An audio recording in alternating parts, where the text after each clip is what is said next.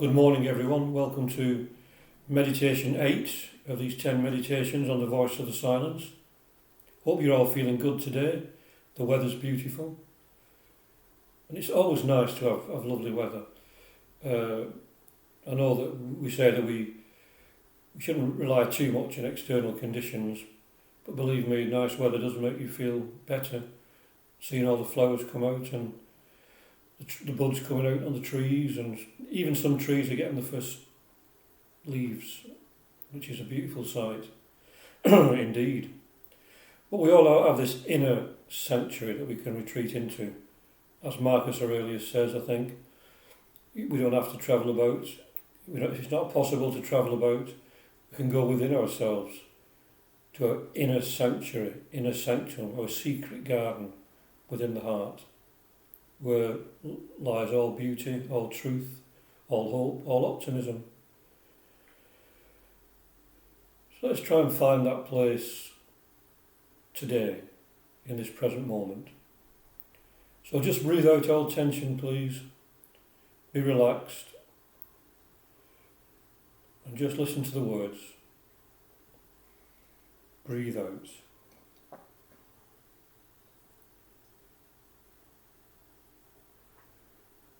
If thou wouldst not be slain by them, then must thou harmless make thine own creations, the children of thy thoughts, unseen, impalpable, that swarm round humankind, the progeny and heirs to man, and his terrestrial spoils. Thou hast to study the voidness of the seeming full, the fullness of the seeming void. O fearless aspirant, look deep within the well of thine own heart, and answer, knowest thou of self the powers, or thou perceiver of external shadows?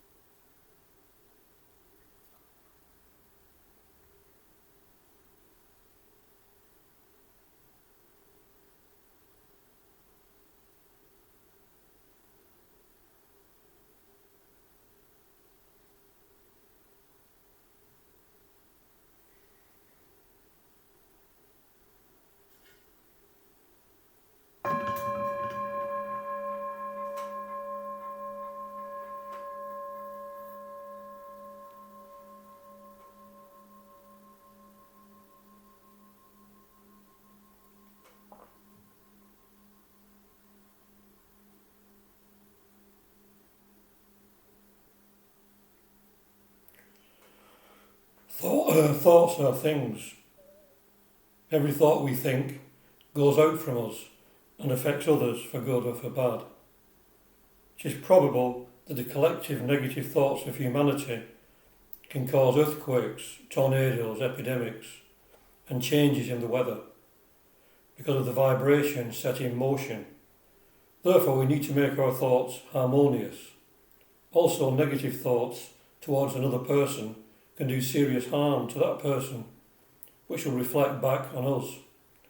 Therefore, we should cultivate positive and uplifting thoughts by seeing beyond the external shadows to the true self that lies behind, and awakening to the fact that all is one. We do perceive these external shadows, which are our personal selves, of course.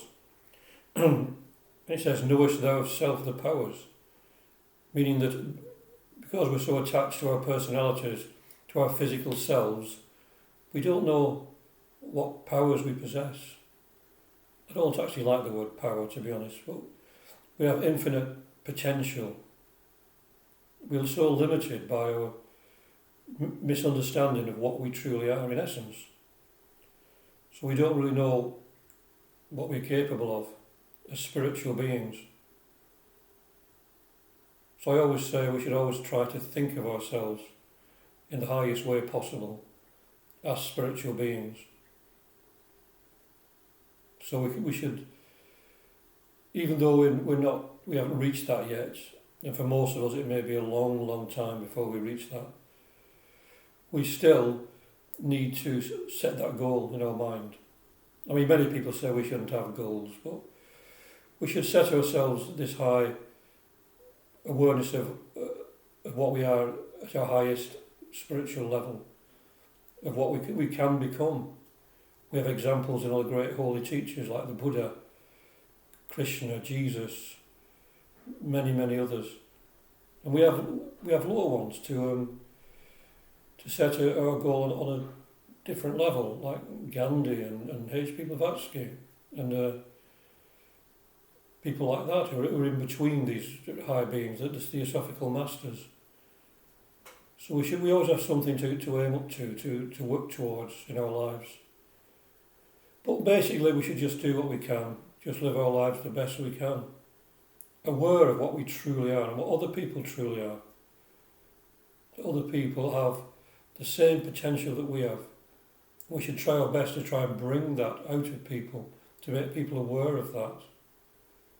We should always be trying to do that to the best of our ability, whatever level we can work upon. There's no need to do it on a very high, lofty level. We can do it on a lower level, just by being kind and compassionate. So remember that, always remember that, what we truly are. I think I probably say this every time, but to me that's so important that it can't be repeated too often. It can't be repeated too often. Realising what we truly are. And retire into that inner sanctum, that inner sanctuary, that secret garden, that mystical place that's within the heart of hearts of all of us. So thank you very much for listening to this meditation, and I'll see you next time. Om Shanti, Shanti, Shanti. Peace, peace, peace. Peace on earth and goodwill to all beings.